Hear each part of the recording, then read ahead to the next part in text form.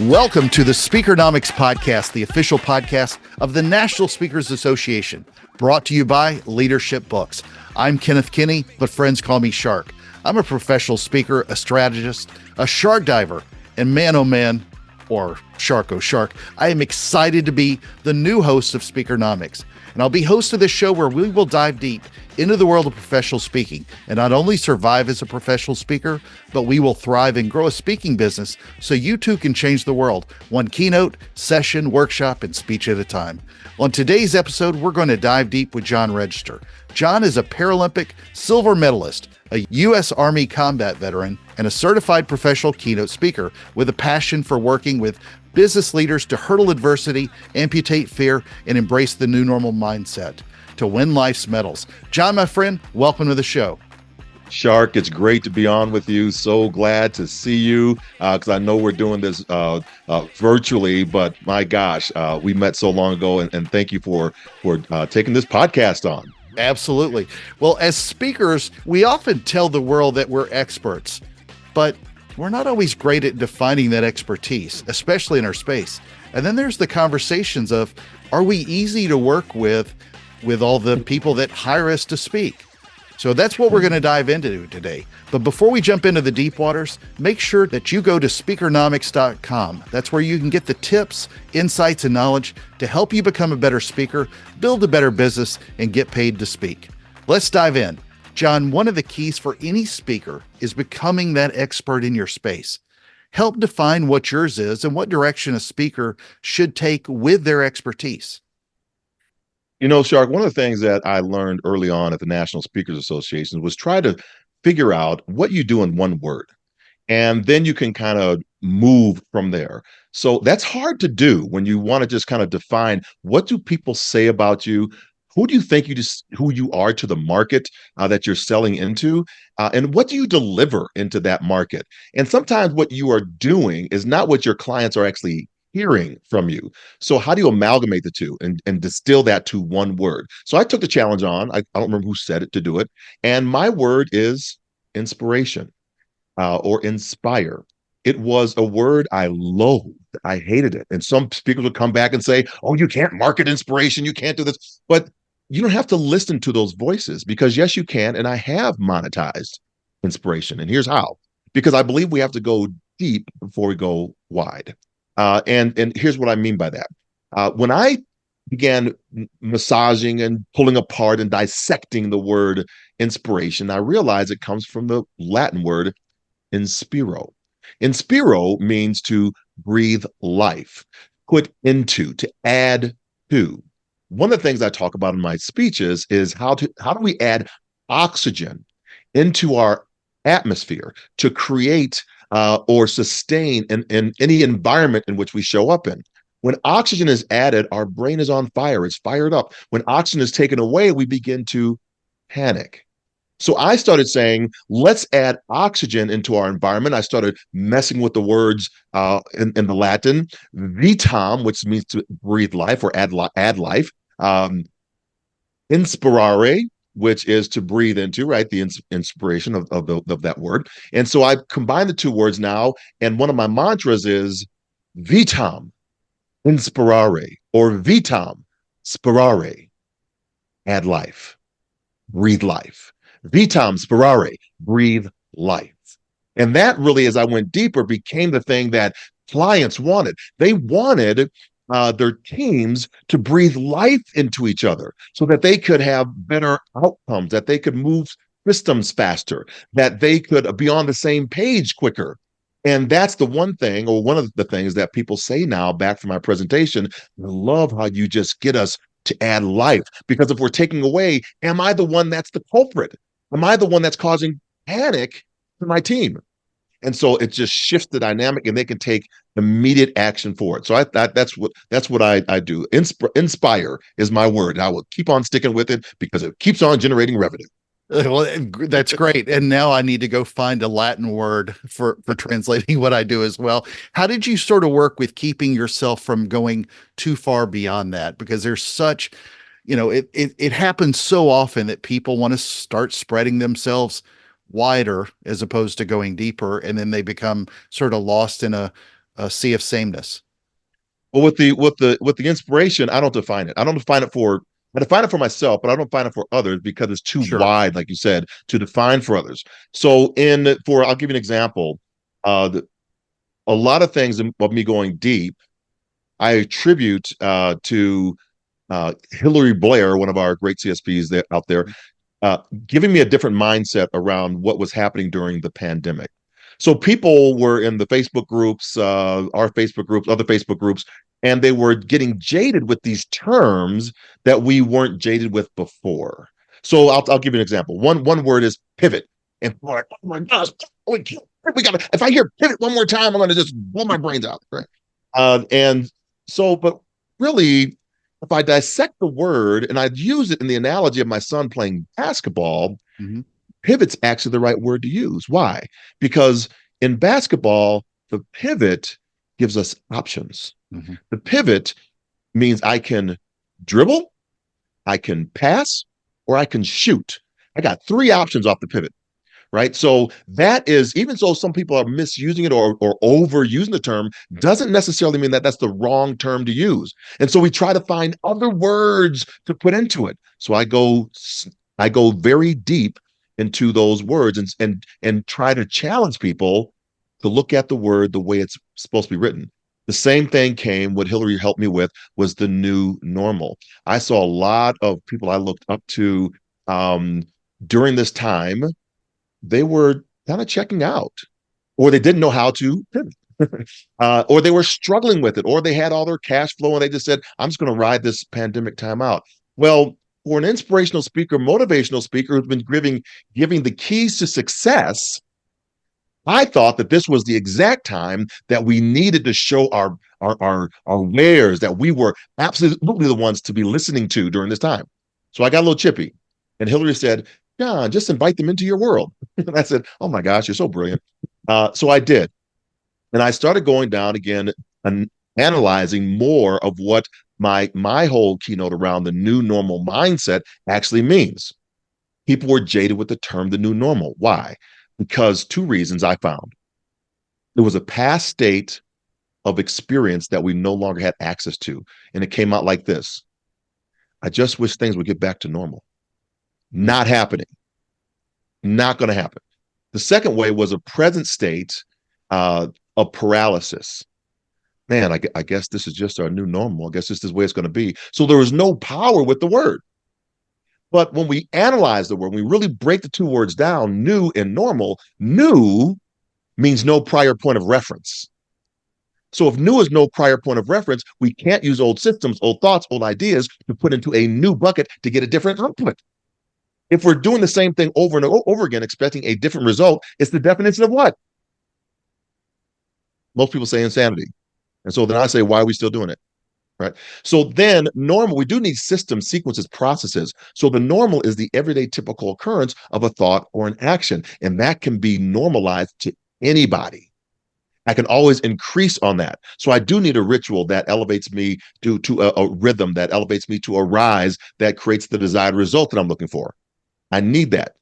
Before the pandemic, I ate out at restaurants. During the pandemics, restaurants came to me. After the pandemic, we have a choice now. I can do Uber Eats, or whatever your favorite food source come to you, or I can go out to a restaurant. So it stayed with us. People who have gone through it, like say that think we're over the pandemic, have not taken into consideration 3 years of classes in high schools that did not get a chance to socialize. That blip is going along with us. For us as speakers, when they move into the event planning space and they don't really know how to have that skill set of working with people, do you think I might need to understand that a little bit more? Or am I just going to say, I'm over it. I don't want to be in this place again. No, the blip is continuing with us. And so we do so at our own peril. So we have to really unpack the things and go deeper into our lane before we go wide. Now, if I say the new normal mindset now, coupled with my amputate fear, you got a keynote that people always want because everybody has to go through an experience like that. John, they're worried about curbside pickup at their restaurant and having to pay that 18% tip. that they That's get right. charged just for picking it up. But, you That's know, right. when we think about this, how do we become that speaker who is easy to work with, as they say? For every speaker out there, including the professional ones, there are way too many who call themselves easy to work with. But as we know and we hear over and over again, I'm sure you have from event planners and meeting professionals, that's not always the case. So help me, Obi-Wan Speaker Nobi, help us to understand what we need to do here to become easier to work with. I don't know if I'm just Obi-Wan Kenobi. I do anything that Crystal Washington tells me to do. So that's we bow to Crystal. I think what happens, where I found, I just assumed that speakers were out there trying to help meeting professionals. As a former meeting professional myself, running the Army's 1,000-member conference for 4 or 5 years in the Washington, D.C. area of 1,000 people, I know what's going on in a conference planner's head. All they want is the answer to the question in the moment, because it's one of the highest stress work conditions that you can be in, right? So you got astronauts, you got meeting professionals, right? It's a really high stressful environment. So all they want to know is, are you there? Are you showing up? Get your keynote done, and just let me know that everything's gravy, and stop trying to add other things onto it. And it's amazing to me when I talk to speaker bureaus, or I talk to event planners, and they start dropping names of people who are like hard to work with. I'm like, what are you doing? And some of them are they're CSPs. And if we're going to evaluate or elevate the CSP, we must be a partner with them and understand their pain points. And we're just a member of this entire community. So I think here's a few things to consider. When a person calls and asks you for your PowerPoint slide, give them PowerPoint slide, or work a solution that is agreeable to the both of you so that it creates less angst. When you get off the plane, have that meeting professional's cell phone number, text them. I text before I get on the plane. I text when I get off the plane. And what I do not do is, if there is a shift in my flight schedule, which often will happen, I do not text them in that moment. I do not need them worrying about me getting to that event. And then when I show up, I just make sure they know my room number, they know where I am, so that if somebody needs to come to my room or knock on the door, if they need to switch the sound check or whatever, they know exactly where I am. Usually they'll do that on a text message. What I also do is I go to a gift cards shop, and usually after I do my sound check, because I can see how many people are in that space that are going to make me look brilliant on stage. The sound people, the video folks, the folks that are the producers that are running the show. And I will go and I will get them at least a $15, some type of card with a little thank you note, and saying, we're going to have a great show. I might not have a chance afterwards to just celebrate you. I want to celebrate you right now. And so that really goes a long way. Why? Do you know those folks probably see hundreds of speakers all the time? And I want to be the one that stands out in their mind. One of them last year gave me a written testimonial from their company saying, oh my gosh, you were amazing. You were so easy to work with. Thank you for those gift cards. You made our day. No one's ever done that for us. I said, no one of my CSP community, no one from the CPAEs, no one from our whole group of National Speakers Associations have ever said thank you like that. And I know people do it, but maybe I was the first one for that. But that means there's a gap there, or there's an opportunity. Close it. If we're getting paid thousands of dollars, can I take $95 out and go get some gift cards? I think it's very simple to do those things, to show up. Same thing with our speaker bureau friends. We're not the show. We are filling a role for their client. And we must remember that. It's not for them to promote us or to market us. That's our marketing dollar. And if they're not marketing us, we haven't marketed ourselves to that speaker bureau to get our name out there. So we have to really show up in their space and understand what it takes for those agents to push us into those spaces. And let's be frictionless. We had this word when we were talking about when I worked for the United States Olympic Committee. My job was to make sure there was no friction for the Paralympic athlete and the Olympic athlete getting to that medal podium. They've trained for 4 years, 8 years, 12 years to get there. And if I need to pick up a bag, if I need to wipe down a table, if I need to mop up a floor so they don't trip and slip, I'm going to do everything I can to make sure that that athlete makes it to the start line. Can I do the same thing for my clients, whether they be bureaus or the clients that I book and sell myself? It's so interesting that you're saying this, because I think I may have told you that I'm putting on my own conference in 24, and I think I may try to offer putting Apple AirTags in all of the other speakers' shoes, because I want them there. I want to know where they are. If I've got several hundred people in there, I'm not hunting them down during the middle of the day, and I want their slides, and it's going to be really interesting running through this. I've done virtual events, but this is going to be different, trying to hunt everybody down. So, you also take an active role in seeing other speakers. Mm-hmm. How do you do that, and how did you get started doing that, and what should others consider in doing the same? Well, I don't know. I think it's all personal. I really like personal relationships. And sometimes the speaker will ask, "Hey, can you recommend me to a bureau, or can you recommend me to somebody that I might have in concert with?" And so what I will do is, if it works out, I try to make sure that I know where the cities are that I'm going to speak, and maybe there's another speaker that is there. And I try to do my best to go see the speaker. Not, let me be very clear, it is not to evaluate the speaker. I'm not doing an evaluation. I just want to know what they do. That's all I want to do. If they're getting booked, I did this for a speaker this year, and I flew out to Las Vegas to go see him present. His client, I think, was Quiznos. He got the booking. I'm not going to tell him how to speak. All I want to do is say, I want to see what he does, so then I can refer him to other bureaus or clients, or if so I can see that. And I think that's what we can do. With that, I'll throw Talk It out there in a second. But I told Arel on Talk It Out, I said I love it, but I will never put that out before speakers, because we try to evaluate the speaker. And if I'm already making the revenue, don't tell me how to make my revenue, because you're not my client. So I'm saying I want to know what you do. I know that when I know that Crystal Watch is a technology futurist speaker, I know how to recommend her. I'm not evaluating her speech.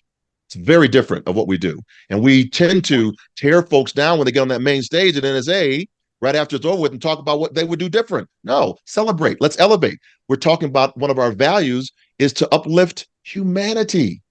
Let's do that.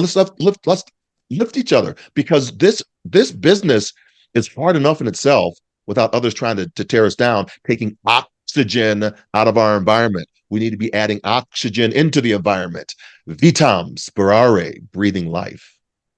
Another example, we were on the phone last week, and you were out of town, and I was asking you if you ever met someone, and you were taking an active role in trying to grab dinner, lunch, whatever. You had some time in between. And if we think about our network as our net worth, I mean, if you're not taking advantage of seeing them on stage, at least make the time to meet some people in person, because we live and breathe by referrals in this business, positive referrals, and one more bridge. If you can cross it, do it. So, I'll put Frank Kitchen out there. Frank, I think he's brilliant at this. He always, when somebody goes to Arizona, reach out to Frank. I mean, he loves doing that stuff, and he's come to see me a couple of times as well, and I'm trying to go to see him. So absolutely, we want to support each other in this business. Frank is keeping it fresh with his spicy recipes. In this John, kitchen. what we're doing this a little bit different this year. What question? I mean, you're an outstanding speaker, and you've been doing this for a while, but what question would you like to ask a future guest on this show? I think with the introduction of generative AI, I saw Fred Sake say this last year at our CPA summit. Last year, he said, "Stop, this thing's going to change our lives," right? So now we've kind of seen it a little bit, and I want to know, how are you using generative or other AI sources in your business, and what are you seeing for the future? I have some definitely thoughts on that, but I would love to know what other people are thinking around generative AI.